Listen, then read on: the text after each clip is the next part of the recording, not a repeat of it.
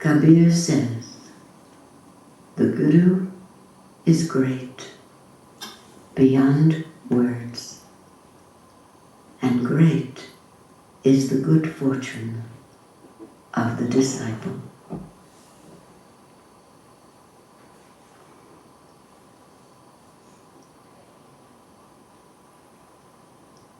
In the silence, beyond the words, beyond time and space, deeply relax and be open to the sweet presence of the Guru that resides in the center of your being.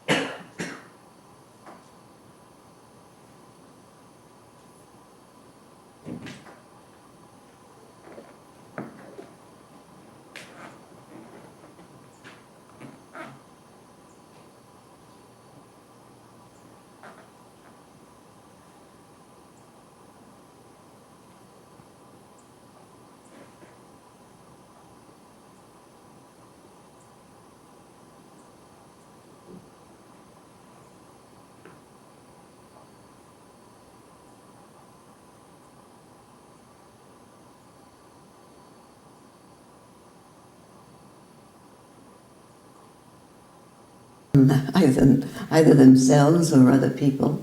And I said, what a good way to introduce Sri Brahmananda to the world at large, who, many of whom had never heard of him, unfortunately, because he wasn't interested in attracting huge crowds, masses of people. His teachings were always very high and not for everyone. Mainly for very serious people who also liked to have a good time, because he had a wonderful sense of humor. But his program was very high. And I began to post quotes from, I'm leading up to something, quotes from Gurji and from Sri Nisargadatta Maharaj and Hafiz and Rumi, from the masters from which I read, from whom I read, at the programs, and I put underneath readings from the masters, Ananda Ashram or Satsang in New York City. And I began to see funny things on Facebook. I get notices. Julia Jensen likes your status.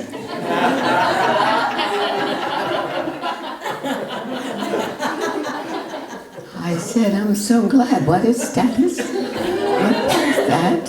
Sounded like an electric shock or something. Like static? What is that? So I took courage and I sent a message to Sumaki or somebody, educated me. Just status is your quotation. Ah. I said, 8 people like my status. That's good. And I felt very good about that. Then I started receiving comments, how beautiful that quote was, how powerful. One person sent a message. I started a journal and I'm writing all the quotes down from the poets. And they began to read Sri Brahmananda's books, or they wanted to know what I Am That was. And so it's become a wonderful network for the teachings. I'm so glad I'm on Facebook. I got another message that said, let's see, Sandor Temlock likes your status. I said, good. And he likes your link. I said, link? I just found out what status was. What's my link? And link, I found out, after much inquiry, means the postings of the programs, which are my links. So it has become a very, they go up a couple times a week. And here it is, and I thought I'd ask you, what do you find appealing in it, or what do you imagine so many people, because if you get 16, 18 people saying they liked it, you know there are at least 10 times as many who didn't bother to check it off. You can feel that it had great magnetism for people if so many responded. This is what, 2 little sentences, but apparently very powerful. Guruji wrote, if you really wish to become successful in business or any walk of life, concentration of the mind through the teachings of yoga must be mastered. Learn the power of influencing your own subconscious mind, and in a short time, you'll wonder at the changes that will take place. How many of you find that very attractive to you? Now, can you tell me why? What is it about that that would elicit such a good response from people, a natural response? Within the first 5 minutes of its posting, have a young woman who posts, I send her the quotations and she posts them, and also the dates of our programs. What do you find appealing in that? Many of you raised your hand. To change our mood. That he's telling us. Is that Zena? Yes. Saraswati. He's empowering. He's empowering some, the same, Mercedes. He's giving us, I guess, hope that we don't have to just leave it to fate, to destiny. And Guruji was a great mystic. He believed in the power of surrender, of trust. But he also said, he often said to us, because having a great guru for our physical company tended to make us a little lazy. We would just go and sit there and he would just talk for hours, 3-4 hours, and it was, hand feeding us all this wonderful knowledge. But once in a while he would say, I believe in what God said. God said God helps those who help themselves. He said, at least you have to take 2 steps towards me. Then I will take more steps towards you. But here, it's not only that we're being reminded that we can influence our own subconscious mind, but we're being told, he said another lovely word in there that I'm sure New Yorkers like. What was that word? Learn the power of influencing your own subconscious mind, and in a short time. I hadn't seen that the first time around. I said, short, Guruji? But with these gurus, short could be 10,000 lifetimes,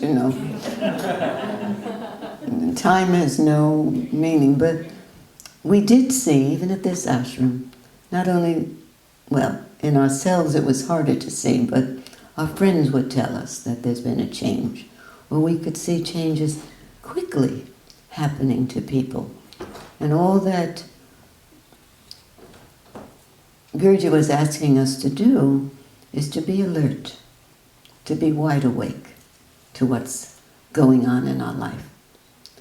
Now, how do you think we do that? Learn the power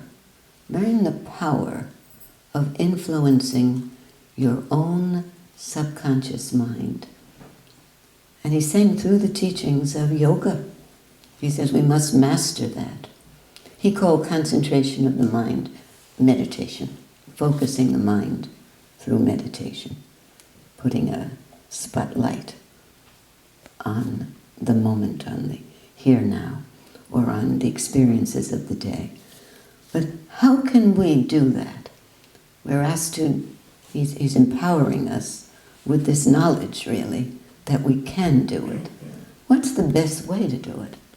I know my subconscious mind really directs my behavior and my responses 99% of the time, but it was all the time before I learned this. What I'm asking you, what's the best way of affecting? Mercedes? Witnessing? And you're right. I always tell people there are two answers that I'm looking for. It's either ego or witnessing. But you have to know when to answer which word. So, and the reason that is because witnessing is our most powerful weapon to recondition or break through the conditioning, the habits, the tendencies of our mind. How does witnessing do that?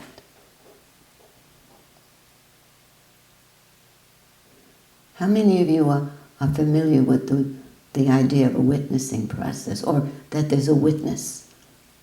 How many? Anybody not? And then you can raise your hand. See? And yet, we were told by Sri Brahmananda, and it's in the Gita, the word witness 5,000 years ago, reminding us to be the witness, not the judge, of this dream that we call our life. We have to step back and understand, witness what happens when we not only have thoughts, but when we start to think about the thoughts. Thoughts are not bad. You can, get into bed at night when you're very tired and just lie down on the pillows and let the mind bring up anything it wants. That's what it wants to do anyway. The mind is dying to tell you what you've been repressing or staying away from during the day because it's too hurtful or painful. We automatically block the pain by repressing or forgetting. But at night, before it goes into the subconscious, unconscious, it will bring it up. And yogis know now, especially when they've had a teacher who told them about the significance of witnessing and how it can allow us to break through the pain, the memories, the torment of the past. To break through that, we know to lie back on the pillows and let the mind, like a 2-year-old, tell what's bothering it.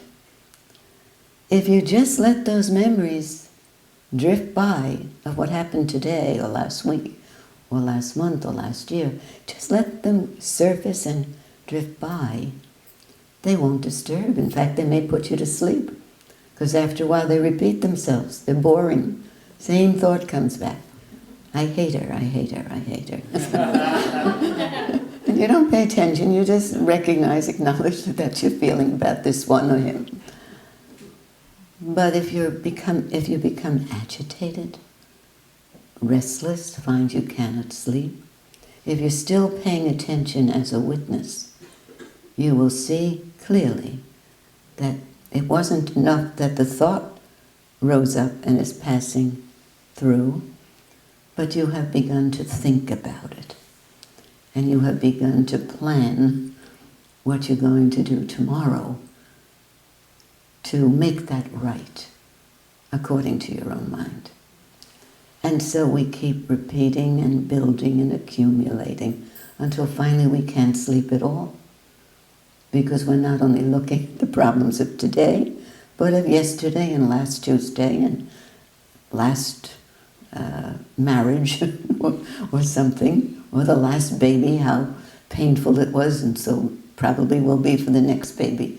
Now the mind goes on, creating dramas, because we don't really remember accurately what happened even this morning. We color it with our own emotions. After a while, you begin to recognize as a witness that the mind, the memory, cannot be trusted. So automatically, when you start to think about these thoughts, it takes you, in the beginning it takes a few minutes to catch that your mood is being created by thinking. That's all it is. It is not the memory. I can throw something out to you, because it's a long time now. My father died when he was very young, 58, and I was only 20. Did you see any change in my face as I said that? No. Does it mean I didn't love my father? No, I loved him. Does it mean there wasn't pain around that event? No, there was lots of pain. Is that because it happened a long time ago? No. Why is it that I could say that and there not be any emotion or any change in my expression? Some of you who've been with me a long time know this answer. Why not? How could I say that when there are, of course, painful memories around the death of a father who died very young? But I'm saying it without any emotion. How can I do that? Because now you believe in reincarnation. Say it again. Now I believe in reincarnation. Sometimes that works, but not all the time. Maybe Sometimes. there's just not any pain at all anymore. Maybe you don't have pain about the death of your father. If I start to think about it, I have pain. What stopped me from thinking about it? I'm going to help you because I want to get on to the next reading.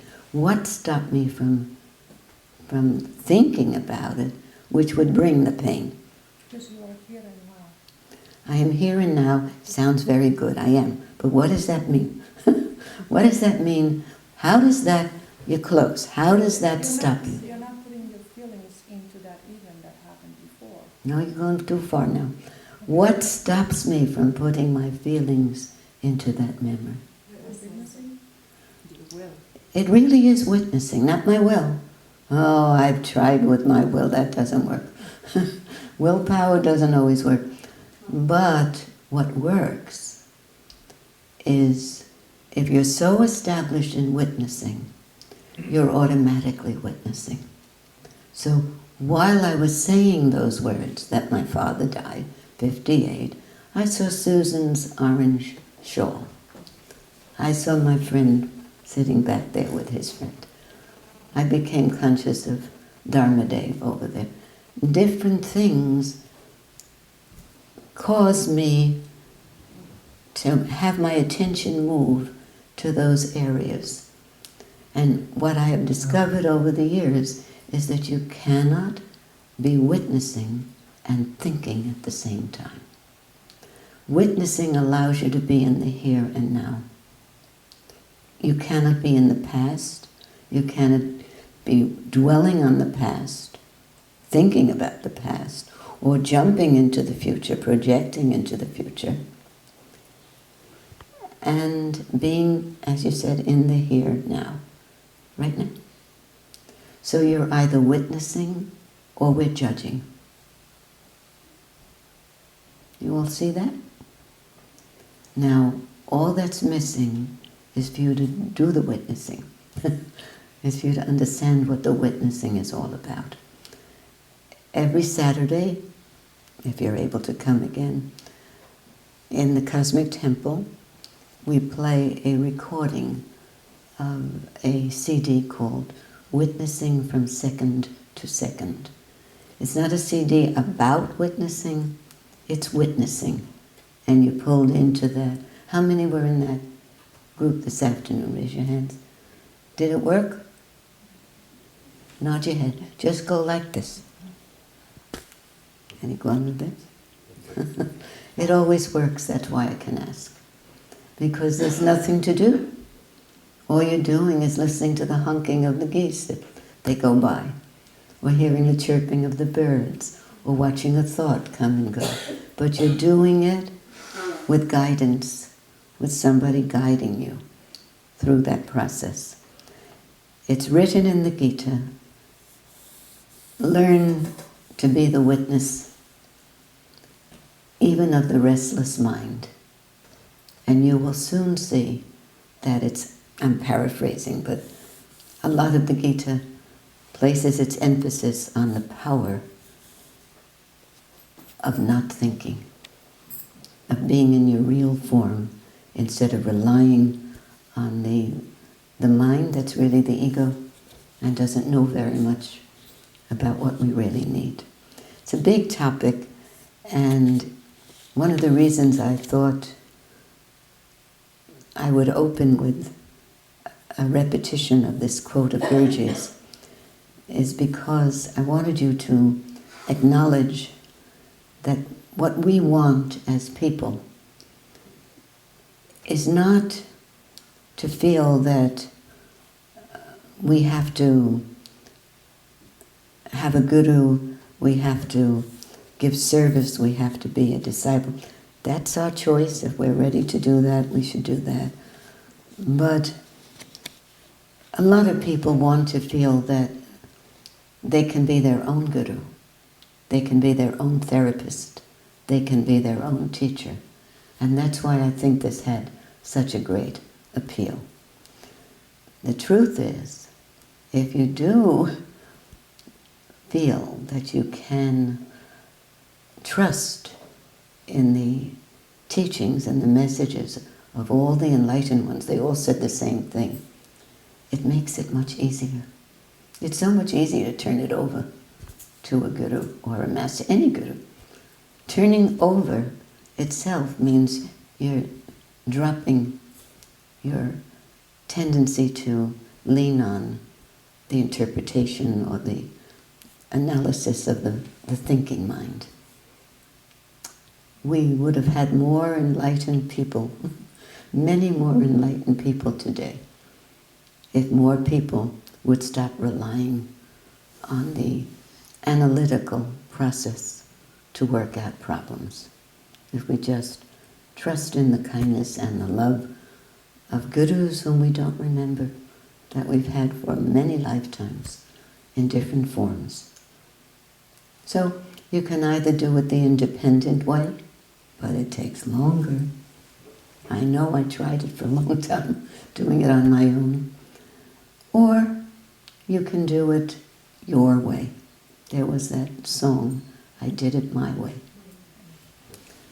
God will wait for you. You're a little slower. But you can do it either way. In fact, this ashram was opened originally under the name of the Institute of Self-Awareness and Self-Analysis. Self-awareness and self-analysis. Guruji wanted us to have that feeling that we didn't have to follow anyone. We could just experiment on our own at this ashram. By the way, I made a statement to someone today, and I don't know if she's here, I won't embarrass her, but she mentioned that a lot of people were away at Omega tonight. There's a huge kirtan festival or something going on, celebration. Krishna Das is there and Shyam Das is there. And many of our people from the ashram went. And I mentioned a statement that Gurdjieff had made in India to a large group of Indian people, and he said to them, now the time for kirtan and rituals is over. Now you have to move back into the highest teachings, Yoga Vedantic teachings. And I mentioned that kirtan now is a very popular movement, and we have our own wonderful kirtan in this ashram.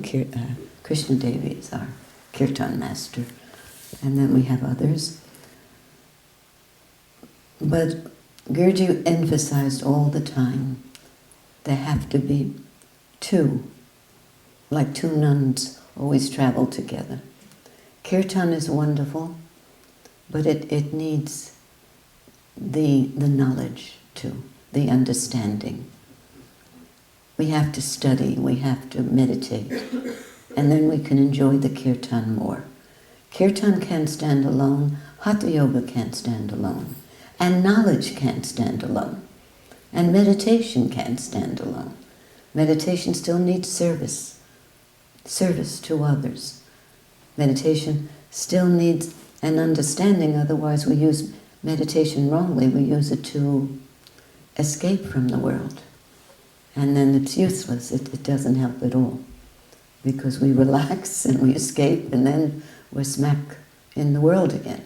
So Gurdji's emphasized, but in India, he felt they were doing too much kirtan. He felt they had moved away from the scriptures, moved away from Gita, and Gurdji was always bombastic, especially in India. He was trying to wake up the people who were very sweet, but backwards. He said the reason he moved to the West is because the Westerners were more ready for this knowledge than in India. So it reminded me to bring out that we can't have just the knowledge either. We need some of the bhakti, the devotion which we feel through kirtan.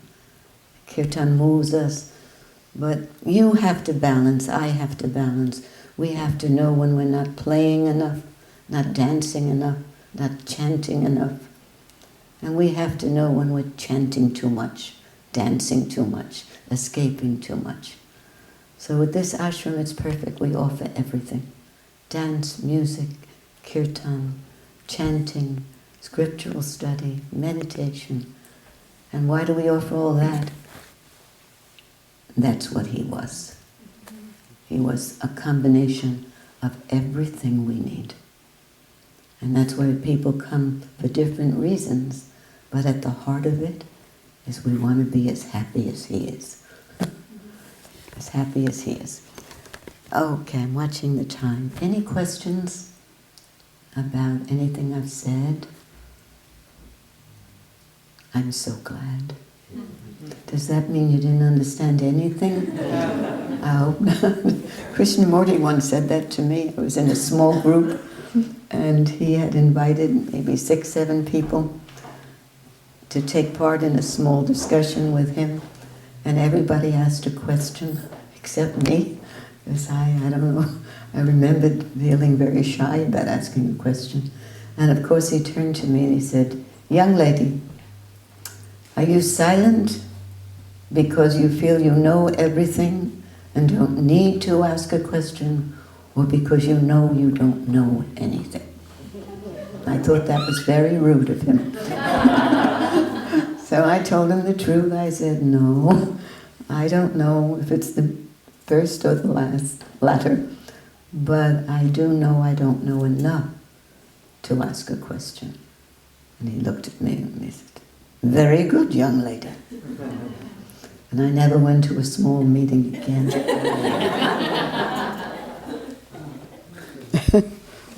It's easy to hide when you're in a big group, right, Krishna? I used to sit where you're sitting, Krishna, in program. All right, now I was reminded. Does anyone know, Bharati, do we have a cultural event next week? Next Saturday? What is the date? Not on Saturday, On on Friday. Friday? No, let me look at the... Go check, I know you have the schedule. I should have it in my head. Because I want to know when I can read the story. I can't read tonight. It's a wonderful story. Read it tonight. I can't read it tonight. Placed it at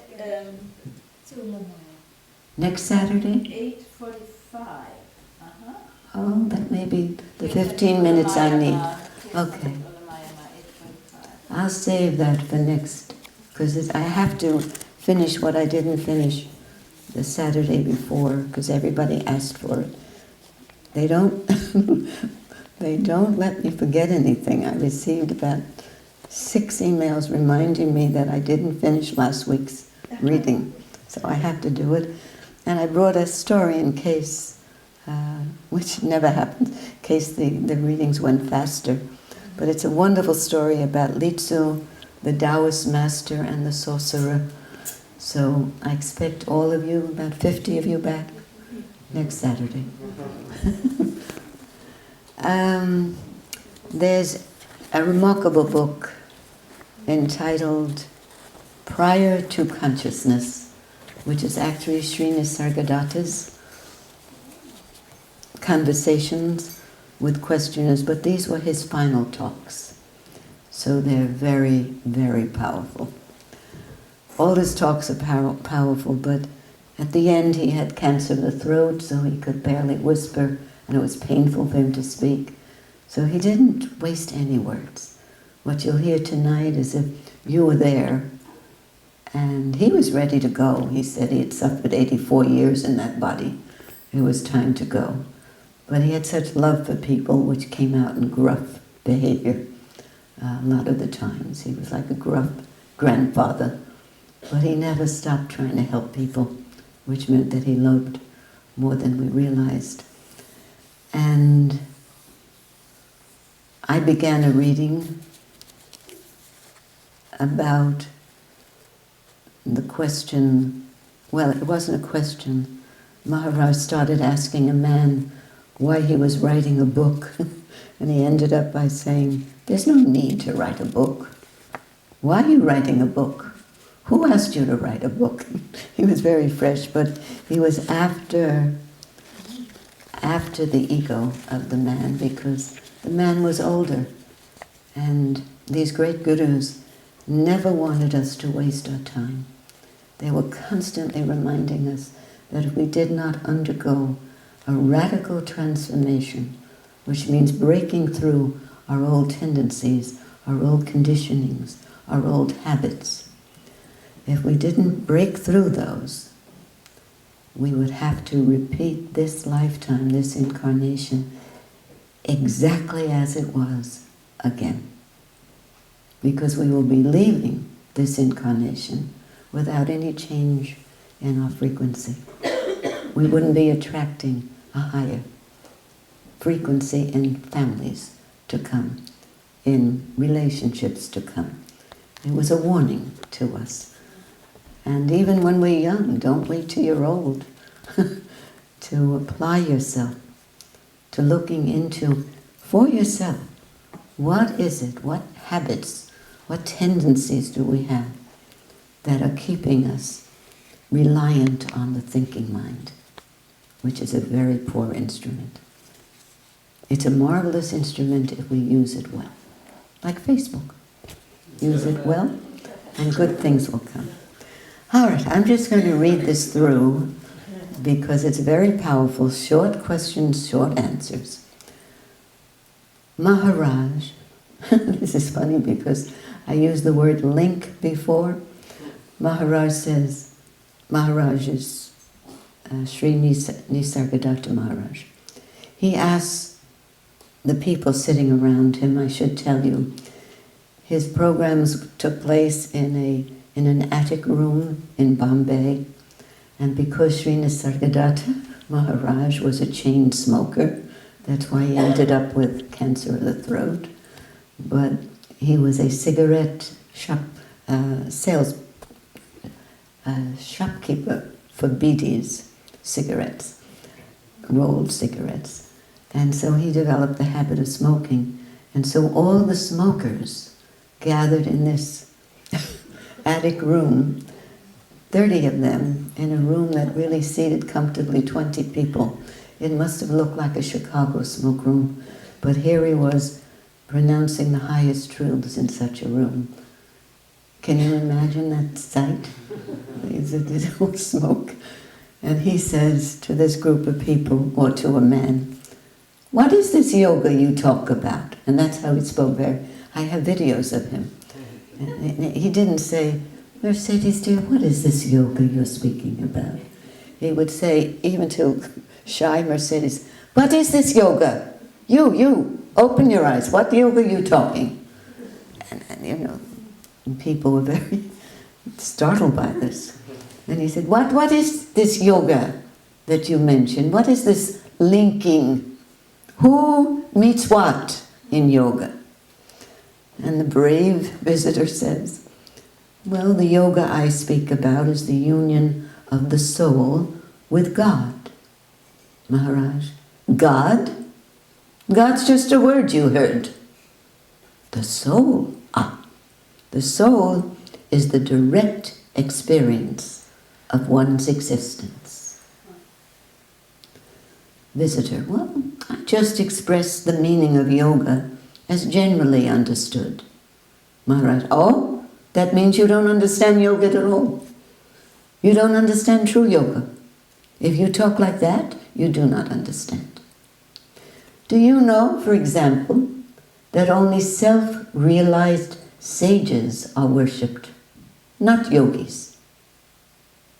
Visitor says, so are you saying that I'm wrong to follow yoga? Maharaj, many rishis, many wise ascetics have practiced yoga, but are they worshipped by people? Addressing a newly arrived visitor who had met Anandamayi Ma, one of the great female saints and sages in India, enlightened, he says to the new visitor, did you attain the state of Ananda bliss when you went to her? If you had realized Anandamayi as she is, you would never have visited her again, nor would you have come here. If you understand what I say, that's more than enough. You don't need to hear more. Visitor, I don't think it's difficult to understand you. Maharaj, then why do you sit here? You should have gotten up and left. Visitor, no, I would like to sit here for some time. Maharaj, all right, but since you have been to Anandamayi, let us know what Ananda is. Does Ananda, the bliss, have a tangible form? Visitor, I don't think so, but one can feel happiness. Maharaj, agreed. But do you see it? Can you observe it? Visitor, sometimes I can see the essence of happiness emanating from Anandamayi Ma. Maharaj, do you not think a knower has to be present prior to any seeing or feeling? Visitor, after reading I Am That, anybody not know the book I Am That? Raise your hand. It's a wonderful book. It's a book of questions and answers put to this great sage. And I've suggested it to scholars who thought they had read everything, who knew everything, but were still unhappy. And almost every one of them reported back that once they read that book, they found all their questions answered, and they were able to pack up their other books and give them away, except for the Gita. Gita and I Am That. The scholars kept with them. So this visitor is saying, after reading I Am That, I understood that a knower must be there before anything can be seen, felt, or experienced. And these are the words that struck me as the most powerful of this conversation.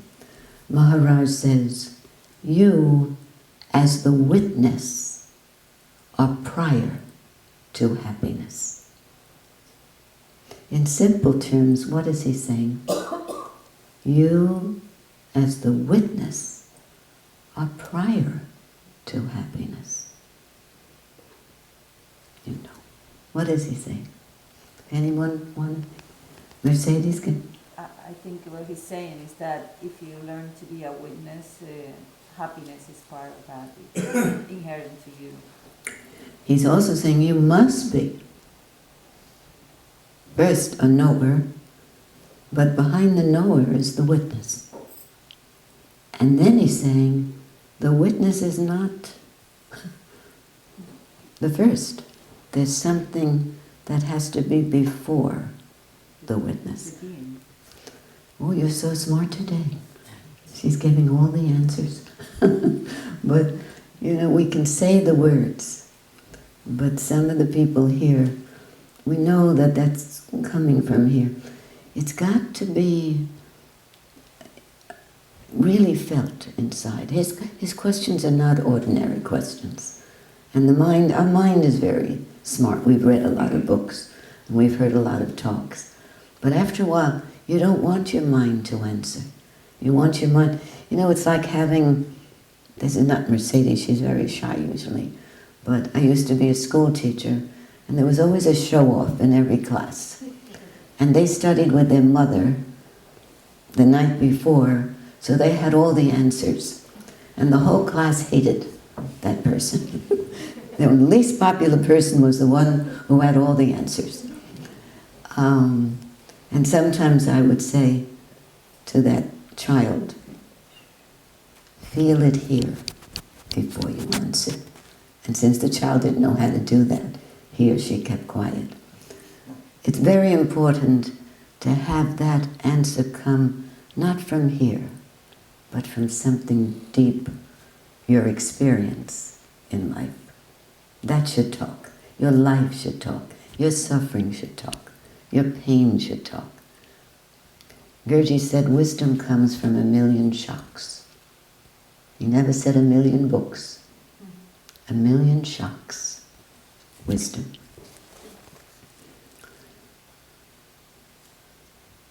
Maharaj, you as the witness are prior to happiness. But the ultimate you, the real you, are prior to the witness you. Happiness is not lasting. Visitor. Initially, during my meditation, when I had the experience of the witness within me, I was terribly afraid because I felt that I was split into two. This I do not have anymore. Maharaj, you felt the split. Now, which one was you? The concept of seeing or the witness of the concept? Visitor, I'm afraid I didn't have such clarity. Maharaj, well then at least talk from the intellectual level, if you didn't directly experience the subtlety. Gurdjieff used to say also, how many of you understood this program tonight, or this reading? And people would raise their hand. He said, how many feel you just understood it intellectually? And people, how many of you felt you didn't understand it intellectually, but you got it through feeling? And there were a few of those too. He said, either way is fine.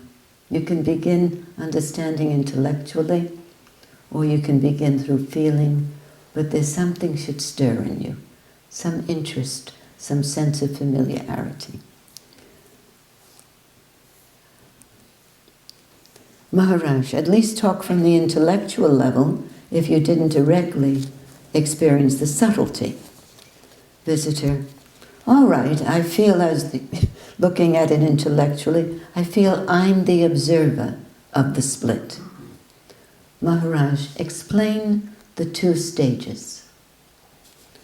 Visitor, I was afraid, I remember, that I would see the splitting.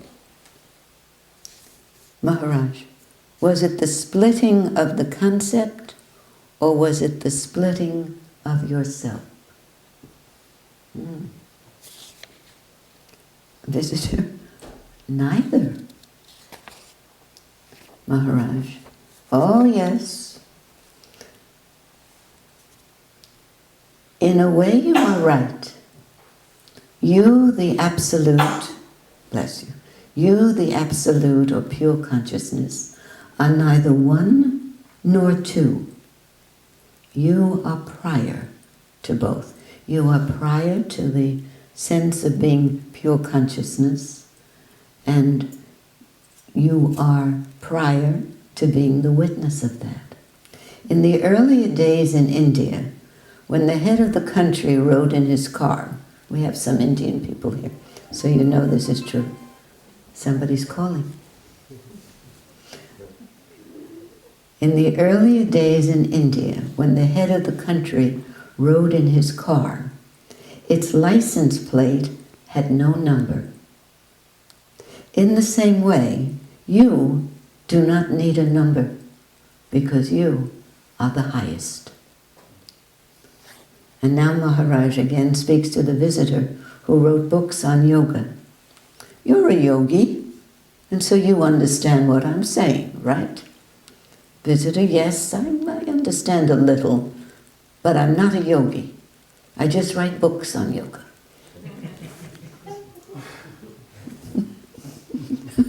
He's asking for such trouble. Maharaj, but you've been studying yoga systems and practicing yoga. When you throw sugar or salt into water, they dissolve in it. So I'm asking you, in what did you merge? Visitor, oh, well, sometimes I merge.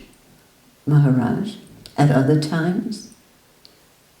Visitor, I was reciting the sacred name. I was doing japa, mantra yoga. Maharaj, and by the way, listen carefully. These are the words of an enlightened being. He clears up so many doubts in one statement. The purpose of japa, this repetition of a mantra, the purpose of japa is to conserve oneself. That means the knowingness is to be retained.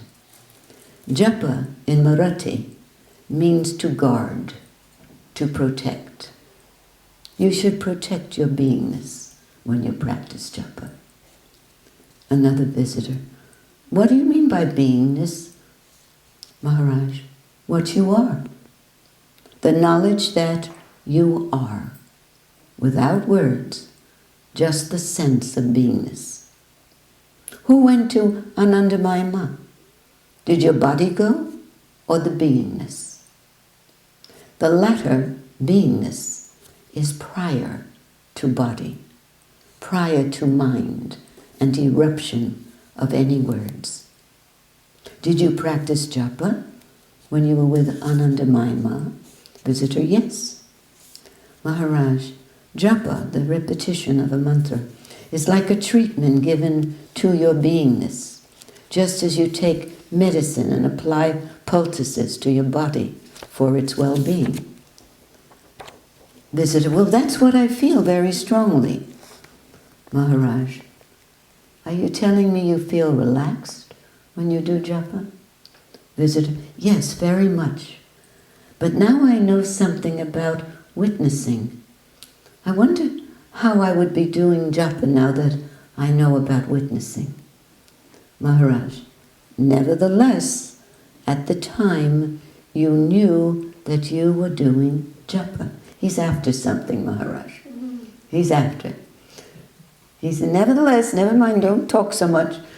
I'm just getting to the fact that at the time you knew that you were doing japa. Visitor, yes. Then is this not witnessing or the happening of witnessing to you? Visitor, yes. Maharaj, witnessing happens naturally. When your words enter into me, I respond. Similarly, when we perceive anything through our senses, witnessing of the perceptions naturally happens.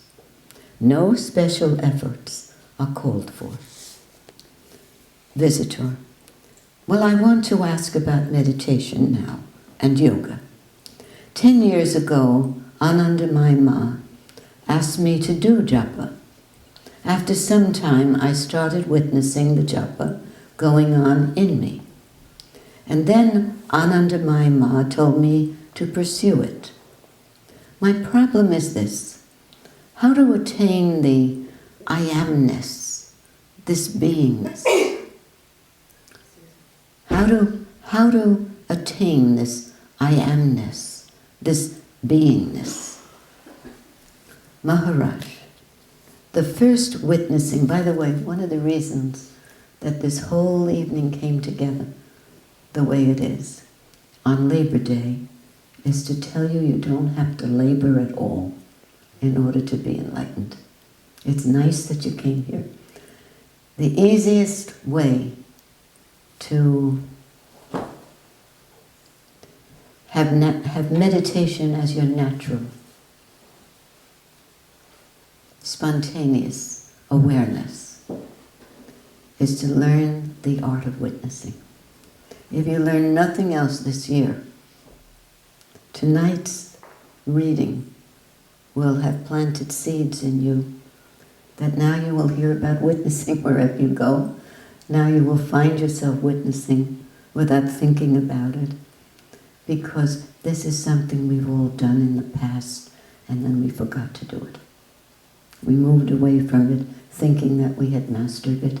It's like Sanskrit. Gurdjieff said, if you love the sound of Sanskrit and you don't even know what you're doing but you're chanting Sanskrit, if you're moved by the sound of Sanskrit, that tells you you have studied it, even mastered it, other lifetimes. It was your original language, he would tell. Because we love it.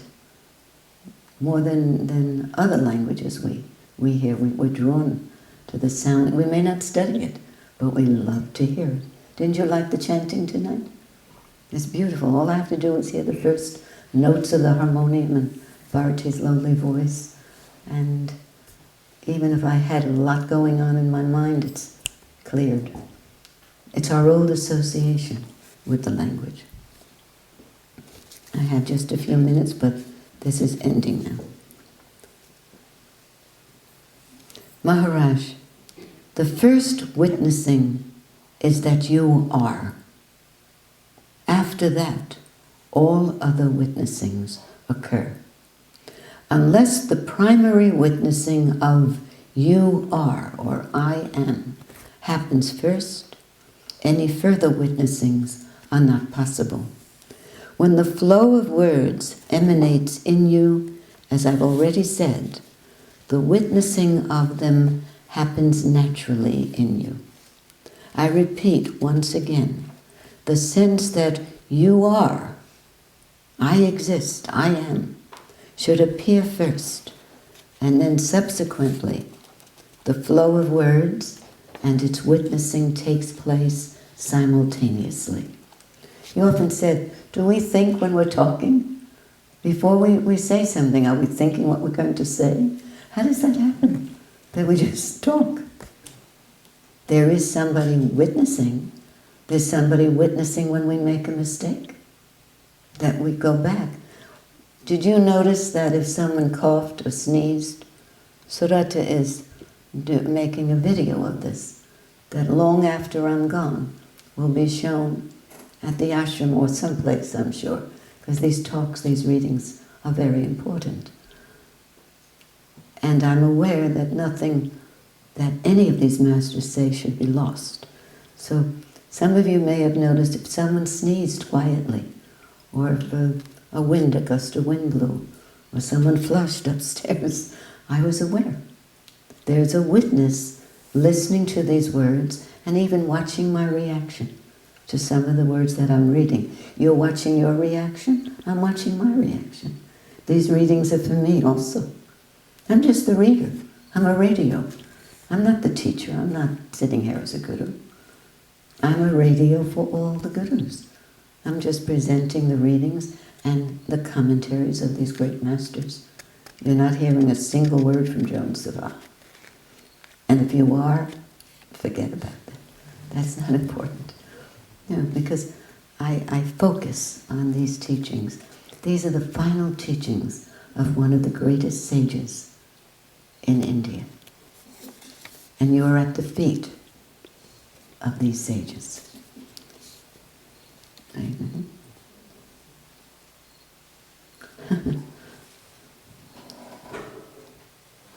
Visitor, may I ask a question, Maharaj? Remember Anandamayi, and with this in mind, put your question, because she's your guru. Visitor. Well, no, now I feel I'm quite alone, and that there is no guru. Maharaj, well, what you say is correct. In that understanding, and only in that, you should stabilize. But before you came to this conclusion, did you understand what you are and what the Guru is? Visitor: the Guru is someone who tells me what to do, and I obey what is told to me. Maharaj: shall we call the knowledge I am the Guru? Visitor: yes. Maharaj: but even that knowledge you are not. Visitor: well, when you say knowledge, do you mean consciousness? Maharaj: of course, knowledge, I am, means consciousness, God, Ishvara, Guru, etc. But you, the Absolute, are not that. Another visitor: oh, may I ask, who am I? Maharaj: are you there before asking, or are you there after asking? Visitor: both ways. Maharaj: but this is to be understood. This is to be realized. That I am, this is his main point tonight, I am is even before the arising of any words and questions in me. People always want a name, they want a concept to indicate the state of I am, prior to words. When this is done by giving it a name, like for example, Brahman, then they feel satisfied. Visitor: I'm not happy. I'm very afraid of these words that you're saying. Maharaj: also right now or previously? Visitor: even now, I'm not happy, I'm afraid. So take a deep breath. And now as you breathe out, release all the language, all the words. This will only be 60 seconds. So feel yourself letting go and opening up to this now, feeling it, perceiving it, imbibing it.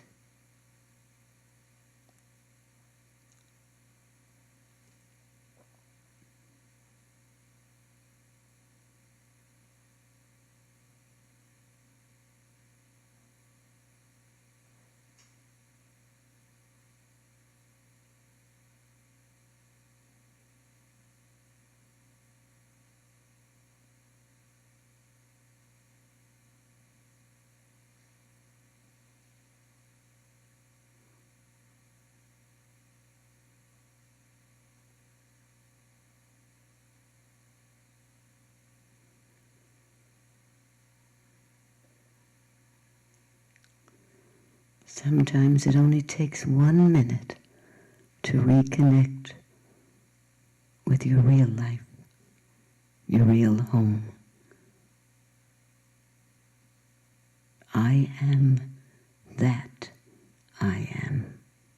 That is our home. Krishna Devi, would you lead us in our traditional prayer?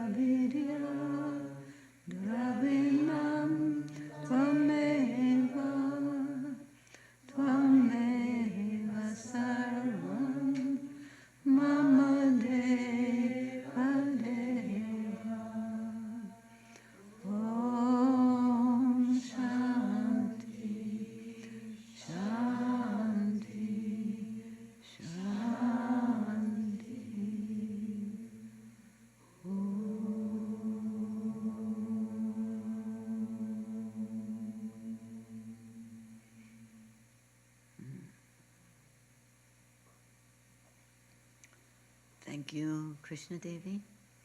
And if some of you are feeling very high, that you may need a designated driver, take 2 cookies. Chocolate chip is a great way to come back to earth.